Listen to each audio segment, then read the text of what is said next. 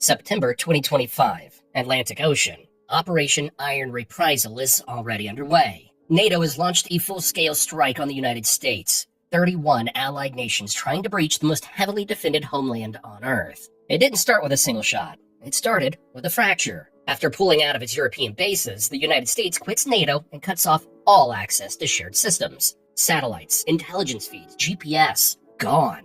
So, NATO moves fast. The goal isn't occupation, it's disruption. Break U.S. command, disarm key forces, and force the U.S. to the table before things spiral out of control. Doing that means crossing 3,000 miles of ocean without American logistics, satellites, or airlift. It's the most ambitious coalition strike in modern history. Here's the twist. They know each other. They trained side by side for decades. Now they're using that playbook against each other. And sure, NATO's a defensive alliance. But this is a sandbox scenario, and that line's already been crossed. I know it's unlikely, but I just wanted to explore how it might go. So let's walk through it. The mission is simple on paper. Force a U.S. surrender without triggering mass civilian casualties. No nuclear weapons, no leveling cities. Just speed, pressure, and surgical strikes. NATO gives a 96-hour warning. Evacuation protocols go active. Troops mobilize. Entire naval groups deploy under full radio silence. But something becomes clear almost immediately. Without U.S. support, NATO is flying half blind. As I said, there's no GPS. At least, not the American kind. They're stuck with Europe's Galileo system. Slower, easier to jam, and never tested in combat. It's not that they have nothing. It's that what they have can't match what they just lost. There's no U.S. satellite intelligence, live drone feeds, or global logistics network. And much of NATO's top gear, like F-35s, Blackhawks, and HIMARS, still depends on U.S. parts, software updates, and deep maintenance you can't do in the field. Even without U.S. networks, NATO's F-35 can still share data with each other. But they've lost the American intel web that fuses satellites, sensors, and radar into a single picture. And with no spare parts coming in, every flight takes a toll on the fleet. Still, they push forward. Because if they hesitate, the window closes, and they know it. Staging begins in Greenland, Iceland, the Azores, and Canada. Troops deploy to remote airstrips. Cargo ships are loaded with fuel, ammo, armor, and supplies. Convoys stretch across the Atlantic, tightly packed and heavily protected. The invasion is split into 3 coordinated thrusts. The main landing force hits the Virginia coast, targeting Naval Station Norfolk, the largest naval base on Earth. A second force strikes the Florida Panhandle, aiming to capture Eglin Air Force Base and split U.S. coastal defense. A third push moves south from Canada into Maine and Michigan, using European troops stationed under joint training programs. Convoys form in the Atlantic. NATO destroyers, leased tankers, and amphibious assault ships escorting wave after wave of cargo vessels. They rely on Galileo for navigation and a patchwork of national satellites for intel. But without U.S. ISR, intelligence, surveillance, and reconnaissance, they're operating with degraded precision. Missile strikes are less accurate. Reaction time is slower. Coordination gets messy. And if this doesn't work fast, it doesn't work at all. Before sunrise, the East Coast lights up. Cruise missiles slam into American air bases from Virginia to Georgia. RAF Typhoons and French Rafales escort NATO paratroopers onto major highways. They come in behind a wave of missiles, buying them 30 minutes of chaos before U.S. jets take control again. Special forces raid a U.S. missile site in North Dakota. Helicopters hit beachheads near Norfolk. The fleet pushes in low and fast. The objective: seize the port, crater the docks, and open a corridor for follow-on armor. It's a bold move. But the U.S. reacts instantly. Patriot missile batteries intercept the first waves of missiles. Aegis destroyers pick off incoming threats. F-22 Raptors streak into the sky over Virginia. Within hours, the 82nd Airborne locks down critical roads. The 101st lifts out of Fort Campbell, Kentucky. Marines from Camp Lejeune deploy mobile anti-ship missiles along the coast. One French ship falls behind, exposed. A U.S. submarine, positioned in the Atlantic, takes the shot. Hundreds of troops never make it to the beach. NATO hits the coast, but they're already bleeding.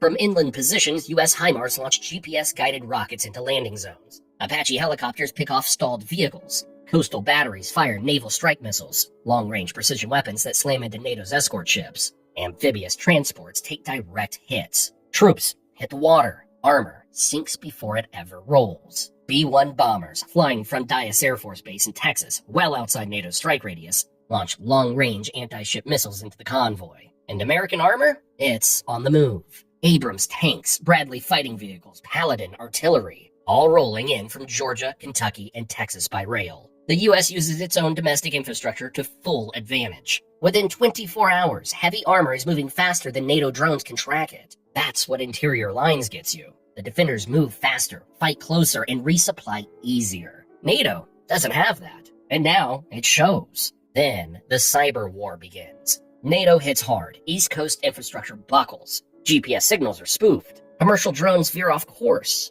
Power outages hit parts of Virginia and New York. Rail networks glitch. 911 systems flood with fake emergency calls. Banks stall. Panic spreads fast. But the U.S. had practiced this exact scenario. Cyber Command isolates infected networks in hours. Targeting data is restored through backup satellite links. Military networks switch to hardened communication lines and dark fiber, buried cables that can't be easily intercepted or jammed. Then the U.S. fires back. Undersea cables linking Europe begin to fail. Galileo's satellite signals degrade near the battlefield. NATO's drone feeds go dark. Spy satellites stop updating. European command centers lose contact with forward units. Targeting info goes stale. Suddenly, U.S. cruise missiles are hitting exactly where NATO troops are hiding. Fuel depots erupt. Artillery is knocked out mid-reload. Columns stall in exposed terrain.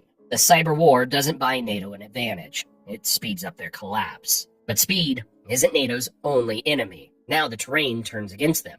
The Virginia coastline is flat, marshy, and full of choke points. Armor can't maneuver. Supply convoys bunch up. The Appalachians form a wall to the west, forcing any inland push into predictable paths. The Midwest is wide open, but that just makes it easy for U.S. bombers and drones to hunt exposed columns. Bridges are blown, rivers flood, engineers crater roads. Meanwhile, America's road and rail system is fully operational. Fuel, ammo, food, everything flows inland without delay. Troops redeploy from coast to coast in under 72 hours. Even states like Colorado and Arizona begin sending units east, crossing an untouched national network. NATO, on the other hand, depends on a handful of ports and a few exposed convoys. Every ship they lose cuts deeper. Every delay stacks. By day 4, U.S. submarines are sinking several cargo ships per night. The psychological toll, it's hard. Crews abandon tankers mid-ocean. Convoys scatter. Supplies slow to a trickle. NATO holds pieces of Norfolk, a few airfields in Florida, some ground near the Canadian border. But they've failed to secure a deepwater port, and without that, there's no resupply, no armor pipeline, no fuel deliveries.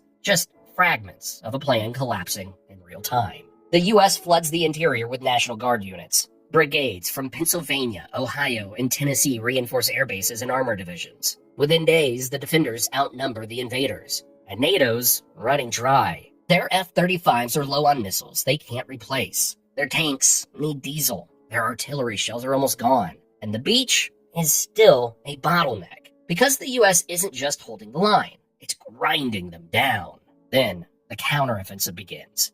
3 full divisions, 1st Cavalry, 3rd Infantry, and 1st Armored, surge toward Norfolk. The 82nd Airborne secures the northern flank. Marines dig in across the south. HIMARS batter NATO's rear. A-10s and Apaches clean up what's left in between. It's the largest mechanized battle on U.S. soil in over a century. French Leclerc and German Leopard 2 tanks fight hard. British paratroopers attempt to push back to the sea, but air support is gone.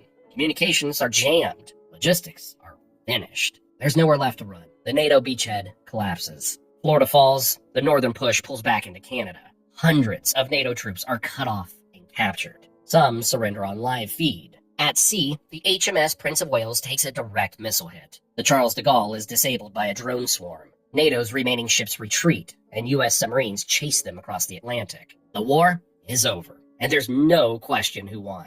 The United States holds the field decisively. NATO's invasion collapses under its own weight. Their reliance on American tech backfires. Their supply lines fail. Their timing slips, and geography finishes the job. Was victory ever possible? Maybe, but only if they'd seized a port, grounded U.S. air power, and forced a surrender in under a week. Instead, they lost the fleet, then the nerve, then the war. Now, imagine if the invaders weren't NATO, but some of the greatest armies in history attacking a modern U.S. base. Check it out. It's on your screen now.